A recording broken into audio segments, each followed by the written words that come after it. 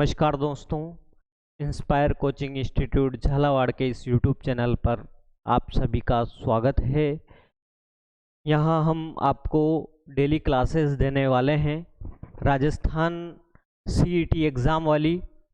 तो आइए हमारे साथ जुड़िए और चैनल को सब्सक्राइब कीजिए और बेल आइकन को दबा लीजिए ताकि हमारे लेटेस्ट वीडियो आप सभी को मिलते रहें। चलिए, आज मैं आपके लिए लेकर आया हूँ राजस्थान इतिहास के महत्वपूर्ण प्रश्न। जो राजस्थान इतिहास के हर प्रश्न का सटीक विश्लेषण किया जाएगा और आपको समझाया जाएगा। ये राजस्थान की प्रत्येक प्रतियोगी परीक्षा के लिए जरूरी है और महत्वपूर्ण प्रश्न है। तो चलिए शुरू करते हैं अपना आज का पहला प्रश्न। तो जुड़ जाइए सभी और दोस्तों को शेयर कर दीजिए, ज़्यादा से ज़्यादा लोगों को चैनल पर लाइए और सपोर्ट कीजिए। चलिए बढ़ते हैं अपने पहले प्रश्न की तरफ। अपना पहला प्रश्न स्क्रीन पर यह रहा कि अंग्रेजी शासन के समय राजस्थान को किस नाम से जाना जाता था। यानी कि अंग्रेजों के टाइम पर राजस्थान को किस नाम से जाना जाता था। तो इसका सही जवाब रहने वाला है दोस्तों सी, राजपूताना। क्या जवाब रहने वाला है दोस्तों? राजपूताना। इसका सही जवाब है राजपूताना। यानी कि अंग्रेजों के ज़माने में राजस्थान को राजपूताना के नाम से जाना जाता था। ठीक है दोस्तों, तो बढ़ते हैं अपने अगले प्रश्न की तरफ। यह रहा कि राज प्रशस्ति महाकाव्य किसके द्वारा लिखा गया। आपके ऑप्शन रहे दुर्साड़ा, केशवदास, गरीबदास और रणछोड़ भट्ट। इन चारों में से राज प्रशस्ति किसने लिखी है, इसके बारे में आपको बताना है। मैं आपको बता दूं, राज प्रशस्ति जो है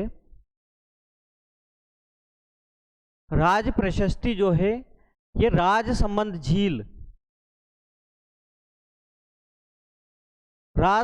झील की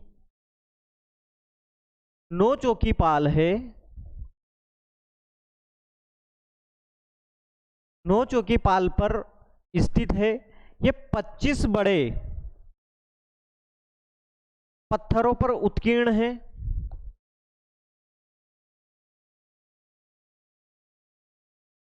पच्चीस बड़े संगमरमर के पत्थरों पर क्या है, ये उत्कीर्ण है।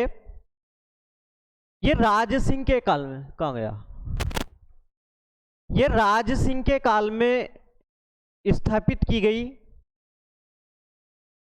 किसके काल में स्थापित की गई?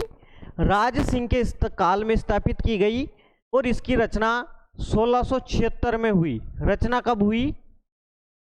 1676 में। तो इसका लेखक जो थे दोस्तों वो थे रणछोड़ भट्ट। इसके लेखक कौन थे? रणछोड़ भट्ट। इन्होंने इस प्रशस्ति को जो है संस्कृत भाषा में लिखा। संस्कृत भाषा जो है इसमें रणछोड़ भट्ट ने राज प्रशस्ति की रचना की। ये राज प्रशस्ति राजसमंद झील की पाल नौ चौकी पाल पर स्थित है। ये 25 बड़े पत्थरों पर उत्कीर्ण है। अच्छा, प्रशस्ति का मतलब होता है प्रशंसा में लिखी गई, किसी की प्रशंसा में लिखा गया लेख प्रशस्ति कहलाता है। इसकी रचना 1676 में की गई थी दोस्तों। ठीक है दोस्तों, अब बढ़ते हैं अपने अगले प्रश्न की तरफ। अगला प्रश्न ये रहा कि श्री सरस्वती पुस्तकालय कहाँ स्थित है। फतेहपुर सीकर, डूंगरगढ़ चूरू, लाडनू डीडवाना या शाहपुरा। इनमें से श्री सरस्वती पुस्तकालय कहाँ स्थित है दोस्तों? तो इसका सही जवाब रहने वाला है दोस्तों फतेहपुर सीकर। इसका सही जवाब रहने वाला है दोस्तों फतेहपुर सीकर। इसकी स्थापना जो है 14 मई को हुई थी दोस्तों 1910 में। कब हुई थी दोस्तों? 1910 में।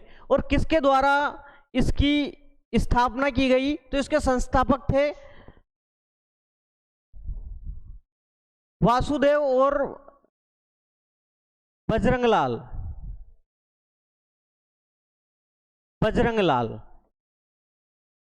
ये दो थे इसके संस्थापक। ठीक है दोस्तों, इसके संस्थापक थे वासुदेव और बजरंग लाल। इन्होंने फतेहपुर सीकर में श्री सरस्वती पुस्तकालय का जो है स्थापना की थी 1910 में। ठीक है दोस्तों, अब बढ़ते हैं अपने अगले प्रश्न की तरफ। निम्नलिखित में से शिलालेख या प्रशस्ति और उसके वर्ष को सही जोड़े कौन से हैं, यानी कि सही वाले जोड़े कौन से हैं? क्या अचलेश्वर शिलालेख की रचना 1285 में हुई थी, दिलवाड़ा शिलालेख की रचना 1216 में हुई थी, और कुंभलगढ़ प्रशस्ति की रचना जो है 16 से 60 में हुई थी। आपके ऑप्शन ये रहे, क्या 1 व 2 सही है, या केवल 3 सही है, या केवल 2 व 3 सही है, या फिर तीनों सही है? कौन सा वाला आपका उत्तर रहने वाला है वो आपको बताना है दोस्तों। इसका सही जवाब जो है दोस्तों बताइए। इसका सही जवाब रहने वाला है दोस्तों दिलवाड़ा, इसमें गलत है।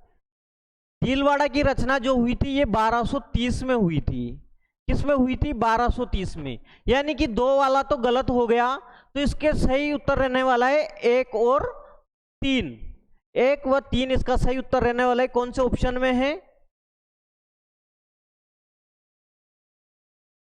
ये थोड़ी मिस्टेक हो गई। इसका सही जवाब है 1 व 3। ये यहाँ 1 और लगा लो, थोड़ी टाइपिंग मिस्टेक हो गई।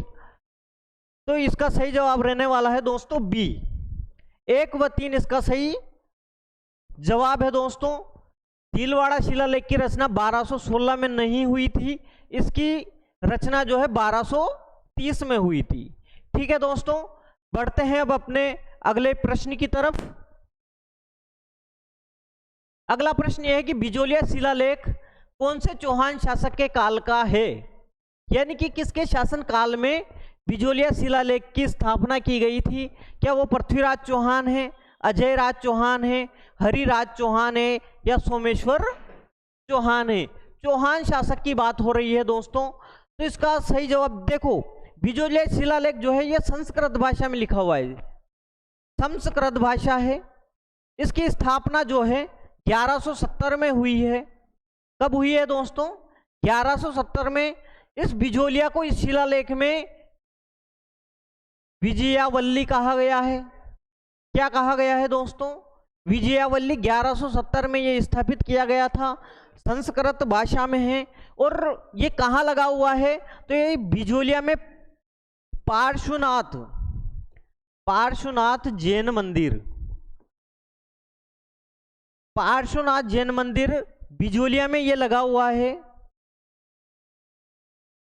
इसका सही जवाब रहने वाला है दोस्तों डी, सोमेश्वर चौहान के काल का ये शिलालेख है। 1170 में संस्कृत भाषा में ये लगाया गया था। और इसके लेखक जो हैं, लेखक की बात करें तो लेखक है गुणभद्र। लेखक कौन है? तो लेखक है इसके गुणभद्र, लेखक है इसके गुणभद्र। ठीक है दोस्तों, तो इस क्वेश्चन का जवाब रहने वाला है अपना सोमेश्वर चौहान। ठीक है दोस्तों, बढ़ते हैं अपने अगले प्रश्न की तरफ। तो ये स्क्रीन पर प्रश्न रहा कि राजस्थान का सबसे प्राचीनतम शिलालेख कौन सा है? क्या बिजोलिया शिलालेख सबसे प्राचीन है, क्या मानमोरी शिलालेख सबसे प्राचीन है, या बड़ली का शिलालेख सबसे प्राचीन है, या गोसुंडी का शिलालेख सबसे प्राचीन है? बताइए दोस्तों। बड़ली जो है ये अजमेर में है। बड़ली कहाँ लगा हुआ है? ये अजमेर में लगा हुआ है। बिजोलिया शिलालेख आप जानते हुए भीलवाड़ा में है। गोसुंडी चित्तौड़ में है। बताइए दोस्तों, सबसे प्राचीन जो है वो कौन सा शिलालेख रहने वाला है? गोसुंडी की बात करें तो ये गोसुंडी 1170 के आसपास का है। बिजोलिया शिलालेख भी जो है ये भी 1170 के आसपास का है। मानमोरी शिलालेख जो है ये 713 ईस्वी का है, जबकि बड़ली का जो शिलालेख है ये 443 ईसा पूर्व का है। कब का है? 443 ईसा पूर्व का है। तो यहां से हमें पता लग रहा है कि ये सबसे प्राचीन है, तो इसका सही जवाब रहने वाला है दोस्तों बड़ली का शिलालेख। कौन सा दोस्तों? बड़ली का शिलालेख। ये राजस्थान का क्या है? सबसे प्राचीनतम शिलालेख है। बढ़ते हैं अब अपने अगले प्रश्न की तरफ। चलिए दोस्तों, स्क्रीन पर अपना प्रश्न रहा, किस शिलालेख में चौहानों को वत्स गोत्रीय ब्राह्मण कहा गया है? पहली बात तो ब्राह्मण किस में कहा गया है, और वो भी वत्स गोत्रीय, यानी कि यह चीरवा के शिलालेख में, बिजोलिया शिलालेख में, श्रृंग ऋषि का शिलालेख या अपराजित का शिलालेख, कौन सा शिलालेख ऐसा है दोस्तों जिसमें चौहानों को वत्स गोत्रीय ब्राह्मण कहा गया है? तो इसका सही जवाब रहने वाला है दोस्तों बिजोलिया शिलालेख, जो सोमेश्वर चौहान के काल का है। 1170 में जो है दोस्तों इसको क्या किया गया था? स्थापित किया गया था। ये बिजोलिया के पार्श्वनाथ, बिजोलिया के क्या है?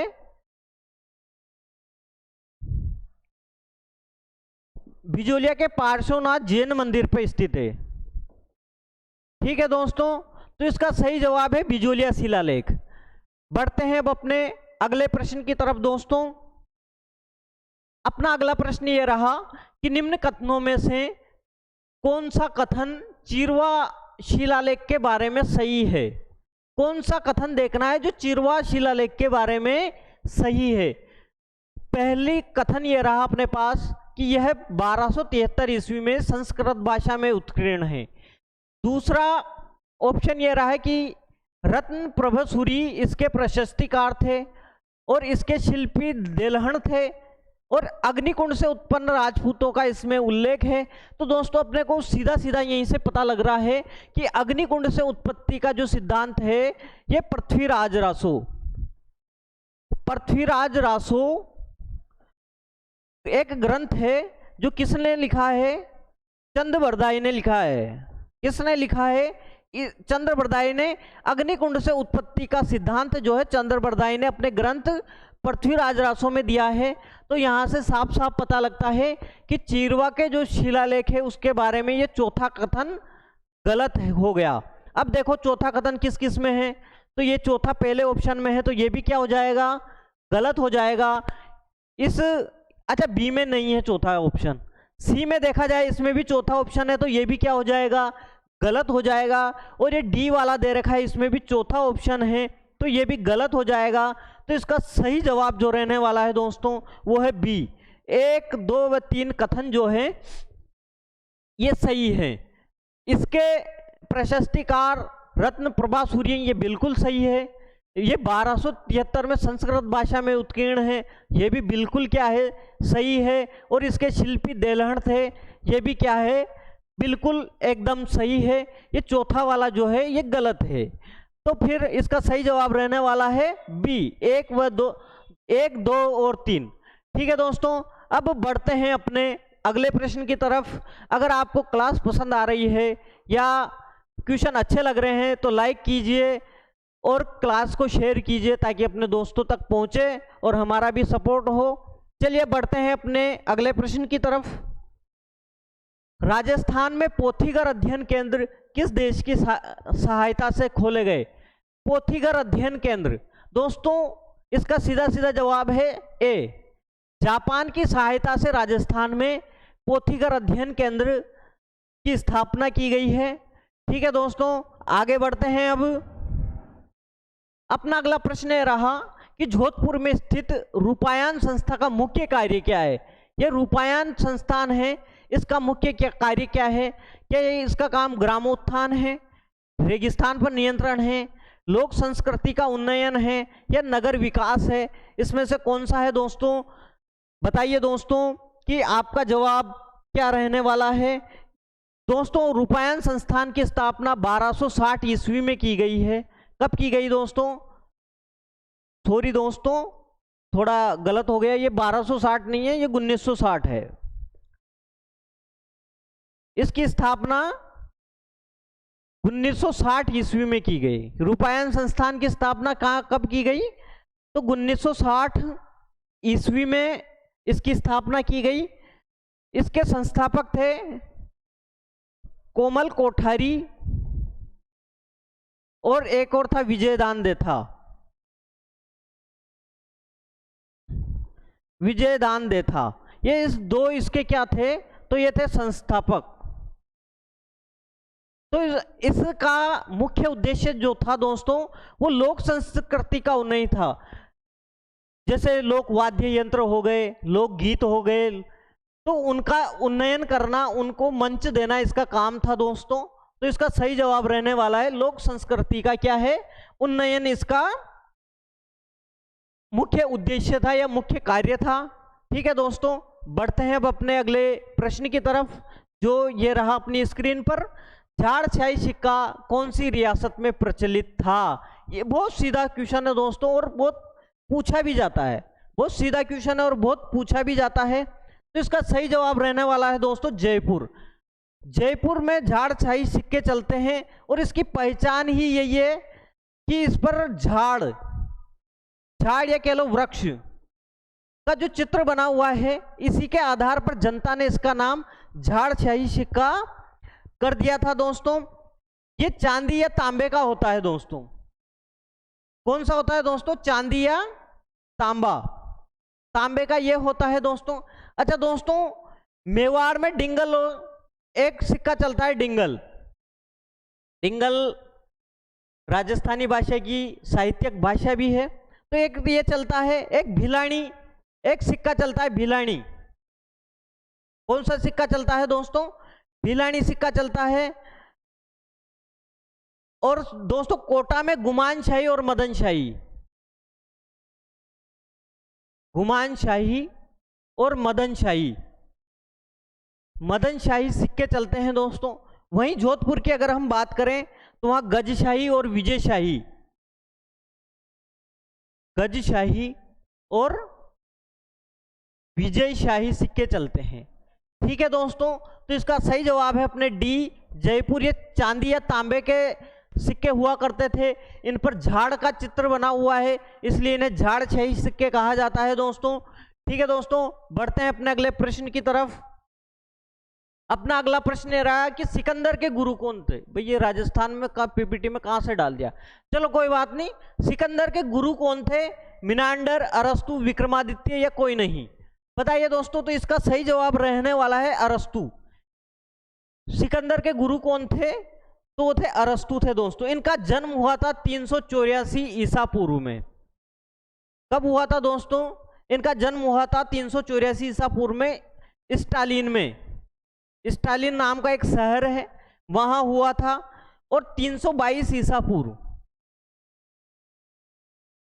इनकी क्या हो गई थी? मृत्यु हो गई थी। और जन्म कब हुआ था? 384 ईसा पूर्व। ठीक है दोस्तों, बढ़ते हैं अपने अगले प्रश्न की तरफ। जांगल प्रदेश की राजधानी कौन सी राजधानी थी? जांगल प्रदेश की राजधानी थी अहिछत्रपुर, बीकानेर, इंद्रप्रस्थ या मालवनगर? कौन सी राजधानी जो है वो जांगल प्रदेश की थी इनमें? दोस्तों अगर जांगल प्रदेश की बात की जाए तो इसमें बीकानेर, नागौर, हनुमानगढ़ और गंगानगर, इन 4 जिलों का क्षेत्र आता है। इसकी जो राजधानी थी वो राजधानी थी अहिछत्रपुर। अच्छा, अहिछत्रपुर को आज के जमाने में नागौर के नाम से जानते हैं। ठीक है दोस्तों, जांगल प्रदेश की राजधानी कौन सी थी? अहिछत्रपुर थी दोस्तों। ठीक है, बढ़ते हैं अब अपने अगले प्रश्न की तरफ। तो अपना अगला प्रश्न ये रहा कि गुरु वशिष्ठ ने राजपूतों की उत्पत्ति के लिए यज्ञ का आयोजन कहां किया था? देखो, पृथ्वीराज रासो जो पुस्तक है वो लिखी है चंद्रवरदाई ने। किसने लिखी? पृथ्वीराज रासो। पुस्तक किसने लिखी? चंद्रवरदाई ने। इसमें ये चंद्रवरदाई ये कहता है कि मुनि वशिष्ठ ने एक यज्ञ किया और उस यज्ञ से किसने किया? मुनि वशिष्ठ ने। मुनि वशिष्ठ ने एक यज्ञ किया और उस यज्ञ से 4 राजपूत योद्धा उत्पन्न हुए। 4 राजपूत योद्धा उत्पन्न हुए। वो कौन कौन थे दोस्तों? तो वो थे प्रतिहार, परमार, चालुक्य और चौहान। कौन थे दोस्तों? प्रतिहार, परमार, चालुक्य और चौहान। ये 4 राजपूत योद्धाओं की उत्पत्ति अग्निकुंड से मानी गई है। चंद्रबरदाई के द्वारा यह सिद्धांत दिया गया है। तो ये जो यज्ञ किया गया था मुनि वशिष्ठ द्वारा, ये यज्ञ जो है ये माउंट आबू में किया गया था, माउंट आबू सिरोही में। ठीक है दोस्तों, बढ़ते हैं अपने अगले प्रश्न की तरफ। तो अपना अगला प्रश्न ये रहा कि निम्नलिखित में से कौन सा राजपूत योद्धा अग्नि से उत्पन्न नहीं हुआ है? अभी अपन ने पिछला क्वेश्चन किया है, उसमें हुए थे प्रतिहार, परमार, चालुक्य और चौहान। इन 4 राजपूत योद्धाओं की उत्पत्ति जो है ये किससे हुई थी? ये अग्निकुंड से हुई थी।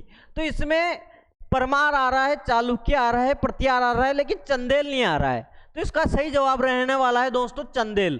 चंदेलों की जो उत्पत्ति हुई थी ये अग्निकुंड से नहीं मानी जाती है। ठीक है दोस्तों, बाकी 3 की उत्पत्ति अग्निकुंड से मानी जाती है। ये सिद्धांत चंद्रबरदाई ने अपने ग्रंथ पृथ्वीराज रासों में दिया है। ठीक है दोस्तों, बढ़ते हैं अब अपने अगले प्रश्न की तरफ। अपना अगला प्रश्न यह रहा कि भोज, मिहिर भोज किस वंश का शासक था? तो इसका तो सीधा सीधा उत्तर है दोस्तों गुजर प्रतिहार। मिहिर भोज किस वंश का शासक था? तो ये मिहिर गुजर प्रतिहार वंश का जो है शासक था दोस्तों। इससे ये जो है 836 से 885 तक का इसका शासन काल माना जाता है। और इसकी राजधानी जो थी दोस्तों वो थी कन्नौज। कौन सी थी दोस्तों? उसकी राजधानी थी कन्नौज। क्या थी दोस्तों राजधानी? कन्नौज। ठीक है दोस्तों, इसका शासन काल था 836 ईस्वी से 885 ईस्वी तक और एक गुजर प्रतिहार वंश का शासक था। इसकी जो उपाधियां थी दोस्तों, उपाधियां लिखते हैं अपन।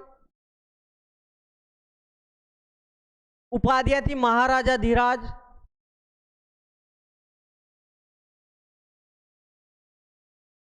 एक उपाधि थी परम भट्टारक, एक उपाधि थी प्रभास। कौन कौन सी थी दोस्तों? महाराजा धीराज, परम भट्टारक, प्रभास और एक उपाधि और थी आदि वराह। ये इसकी उपाधियां थी दोस्तों। ठीक है दोस्तों, तो बढ़ते हैं अब अपने अगले प्रश्न की तरफ। अगला प्रश्न यह रहा कि निम्नलिखित में से किन अभिलेखों में प्रतिहारों को गुजर कहा गया है? नीलगुंड, देवली, राधनपुर, कराड़। अब आपके ऑप्शन रहे 1 व 4, 1 3 4, 1 2 3, 1 2 3 4। बताइए दोस्तों कौन सा आपका जवाब रहने वाला है दोस्तों? नीलगुंड जो शिलालेख है ये 866 ईस्वी का है। कब का है दोस्तों? 866 ईस्वी का है और ये अमोघवर्धन के काल का है। किसके काल का है?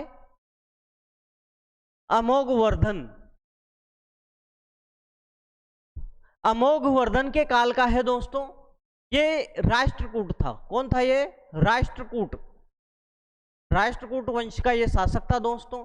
ठीक है दोस्तों, 866 ईस्वी का है। अब बात करते हैं देवली की, तो ये 1026 ईस्वी का है। कब का है दोस्तों? 1026 ईस्वी का। इसके बाद राधनपुर की बात करते हैं तो ये 808 ईस्वी का है दोस्तों। और कराड़ जो शिलालेख की बात करते हैं तो ये रहने वाला है 959 ईस्वी का। कब का दोस्तों? 959 ईस्वी का। अपना क्वेश्चन है कि निम्नलिखित में से किन अभिलेखों में प्रतिहारों को गुजर कहा गया है? तो इसका सही जवाब रहने वाला है दोस्तों, अच्छा कराड़ जो है ना ये महाराष्ट्र में है। कहाँ है? महाराष्ट्र में। और इसका जो शासक है वो कृष्ण तृतीय है। कृष्ण तृतीय ये भी क्या है? ये भी राष्ट्रकूट है। राधनपुर जो शिलालेख है इसका शासक है गोविंद थर्ड। कौन है शासक? गोविंद थर्ड। ठीक है दोस्तों, इसका जो सही जवाब रहने वाला है दोस्तों वो नीलगुंड रहने वाला है। इस शिलालेख में प्रतिहारों को गुजर नहीं, सॉरी दोस्तों, अच्छा इनमें से छांटना है अपने को, तो इसका ऑप्शन ये चारों ही ऐसे ये है जिसमें ये इसका सही जवाब जो है दोस्तों वो डी रहने वाला है। बढ़ते हैं अब अपने अगले प्रश्न की तरफ। गुजर प्रतिहारों की राजधानी कौन सी थी? पीलोमोलो, भीनमाल, बूढ़ा पुष्कर, मांडव्यपुर, जोधपुर या जांगल प्रदेश? तो इसका सीधा सीधा उत्तर है दोस्तों, आप सब जानते हो इसको, किसका आंसर रहने वाला है? पीलोमोलो, जिसको भीनमाल। अच्छा भीनमाल को पीलोमोलो जो है ये चीनी यात्री आया था, चीनी यात्री आया था हेनसांग। कौन आया था दोस्तों? हेनसांग आया था। इसने एक पुस्तक लिखी थी सीयू की। कौन सी पुस्तक? सीयू की पुस्तक लिखी थी दोस्तों, कि इस पुस्तक में भीनमाल को पीलोमोलो कहा है इसने। और ये जो है ये 629 ईस्वी के समथिंग भारत आया था। कब आया था? 629 ईस्वी में। ठीक है दोस्तों, तो इसका सही जवाब रहने वाला है ए, पीलोमोलो। ठीक है दोस्तों, बढ़ते हैं अब अपने अगले प्रश्न की तरफ। अपना अगला प्रश्न ये रहा स्क्रीन पर कि अकबर द्वारा राणा प्रताप से बातचीत हेतु भेजे गए दलों का सही क्रम है क्या? पहले जलाल खां आया था, फिर टोडरमल, मान सिंह, भगवंत दास आया था? क्या पहले टोडरमल आया था, या पहले जलाल खां आया था, या पहले मान सिंह आया था? तो दोस्तों इसका सही जवाब ये तो आप भी जानते हो, बहुत पढ़ा हुआ क्वेश्चन है, बहुत आता भी है, क्वेश्चन पूछा भी जाता है। इसका जवाब रहने वाला है सी, सबसे पहले जलाल खां आया था, फिर मान सिंह आया था, फिर भगवंत दास आया था, फिर टोडरमल आया था। ये जलाल खां जो है ये कब आया था? तो ये आया था 1572 में। कब आया था दोस्तों? 1572 में। बाकी ये तीन जो है ये तीन आए थे 1573 में। ठीक है दोस्तों, ये आया था 1572 में जलाल खां, बाकी आए थे 1573 ईस्वी में। और इसका सही क्रम है, पहले जलाल खां आया था, उसके बाद मान सिंह आया, उसके बाद भगवंत दास आया, फिर लास्ट में टोडरमल आया था। ठीक है दोस्तों, ये हो गया अपना क्वेश्चन। बढ़ते हैं अब अपने अगले प्रश्न की तरफ। अपना अगला प्रश्न ये रहा कि निम्न में से पद्मिनी और कर्मावती किस वजह से विख्यात हैं? तो ये हम सब जानते हैं दोस्तों, ये जौहर की वजह से विख्यात है, न पीहर की वजह से है, न मेहर की वजह से है, न गीत संगीत की वजह से है। ये है अपने जौहर के लिए प्रसिद्ध है। तो पद्मावती ने 1303 में जौहर किया था। कब किया था? 1303 में। आक्रमण किसका हुआ था? तो आक्रमण हुआ था अलाउद्दीन खिलजी का। किसका हुआ था? अलाउद्दीन खिलजी का। अच्छा कर्मावती जो है इसने जो जौहर किया था ये किया था 1535 में। कब किया था दोस्तों? 1535 में किया था। अच्छा आक्रमण किसका हुआ था? तो आक्रमण हुआ था इसके समय गुजरात के शासक बहादुर शाह का। किसका हुआ था? बहादुर शाह का आक्रमण हुआ था। तो ये दोनों रानियां जो है ये जौहर के लिए प्रसिद्ध है। ठीक है दोस्तों, पद्मावती के बारे में तो आप जानते हैं, कर्णावती भी बहुत फेमस है, सांगा की पत्नी थी और विक्रमादित्य की क्या थी? संरक्षिका थी। और पद्मिनी जो है रावल रतन सिंह की क्या थी? पत्नी थी। ठीक है दोस्तों, बढ़ते हैं अब अपने अगले प्रश्न की तरफ। अपना अगला प्रश्न यह रहा कि मेवाड़ का प्रथम शासक जिसने मुगलों से संधि की, मुगलों से संधि करने वाला पहला शासक कौन था? क्या पृथ्वीराज था, उदय सिंह था, राज सिंह था या अमर सिंह था? कौन था दोस्तों? तो इसका सही जवाब रहने वाला है दोस्तों अमर सिंह। ये महाराणा प्रताप का पुत्र था। इसने भी क्या किया, मुगलों से काफी ज्यादा संघर्ष किया।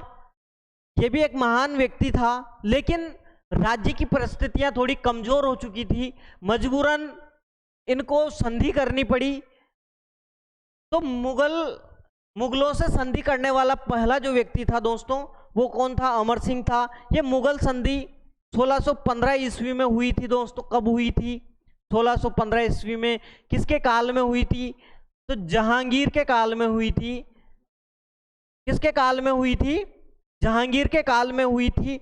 अच्छा, जहांगीर की तरफ से तो खुर्रम ने इसमें हस्ताक्षर किए थे। किसने किए थे? खुर्रम ने किए थे। और कर्ण सिंह जो था, कर्ण सिंह इस अमर सिंह का पुत्र था। क्या था? कर्ण सिंह अमर सिंह का पुत्र था। ये अमर सिंह जी जो है ये दरबार में नहीं गए। दरबार में जाना इनकी इच्छा पर छोड़ दिया गया था। मेवाड़ का जो पूरा क्षेत्र था वो अमर सिंह जी को दे दिया गया था। वैवाहिक संबंध जो थे वो मेवाड़ की इच्छा पर छोड़ दिए गए थे। और ये एक शर्त ये थी कि मेवाड़ में कोई भी नव निर्माण कार्य नहीं करवाया जाएगा या जीर्णोद्धार भी नहीं करवाया जाएगा। और इस कर्ण सिंह को जो है दरबार में उपस्थित होने वाला ये प्रथम मेवाड़ की तरफ से प्रथम व्यक्ति था।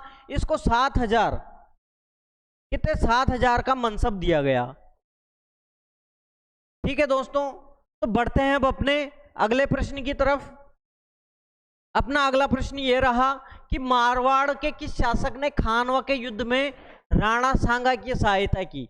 पहली बात तो है खानवा का युद्ध, ये हुआ था सांगा वर्सेस बाबर।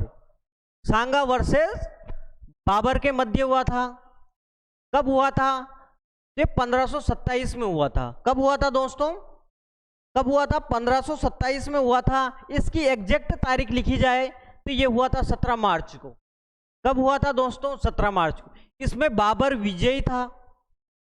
इस बाबर ने इस युद्ध को जिहाद घोषित किया था। अच्छा, इस सांगा ने भी कम नहीं था, ये भी इसने पांति पर्वन प्रथा को पुनर्जीवित किया।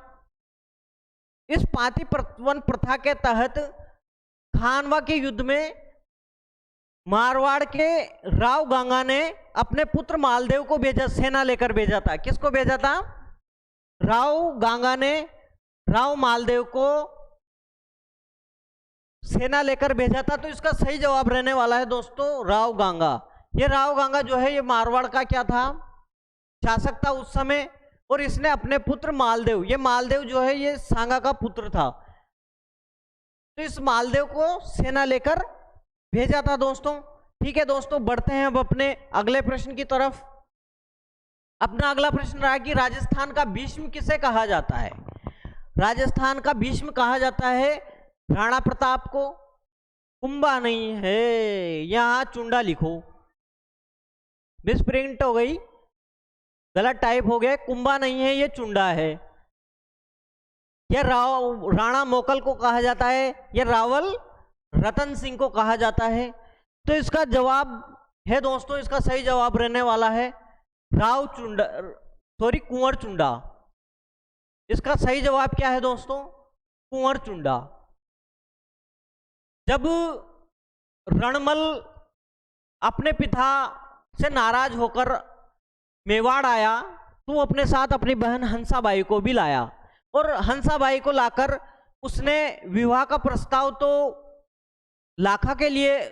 चुंडा के लिए रखा था, लेकिन उस समय लाखा शासक था तो उसे गलतफहमी हो गई और उसने समझ लिया कि ये रिश्ता मेरे लिए आया है। तो उसका विवाह तो लाखा से किया गया।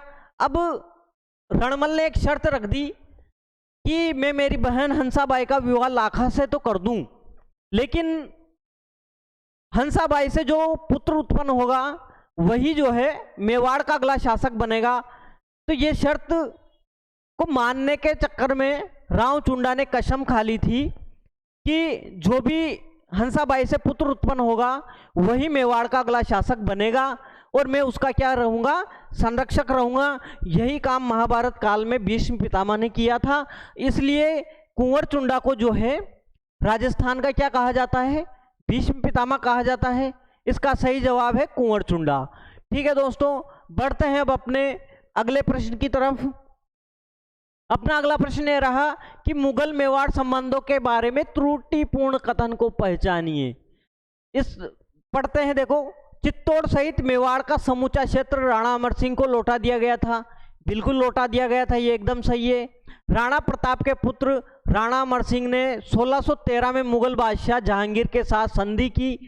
राणा अमर सिंह को मुगल दरबार में स्वयं उपस्थित होने की छूट थी, यह भी बिल्कुल सही है दोस्तों। युवराज कर्ण सिंह को 7 हजारी का मनसब प्रदान किया गया था दोस्तों, यह भी बिल्कुल सही जवाब है। तो अपना जो उत्तर रहने वाला है दोस्तों, वो क्या रहने वाला है, बी। बी इसका उत्तर रहने वाला है। ये 1613 में नहीं हुई थी, ये संधि जो है 1615 में हुई थी। कब हुई थी दोस्तों, 1615 ईस्वी में हुई थी। तो अपना सही जवाब है बी। ठीक है दोस्तों, बढ़ते हैं अब अपने अगले प्रश्न की तरफ।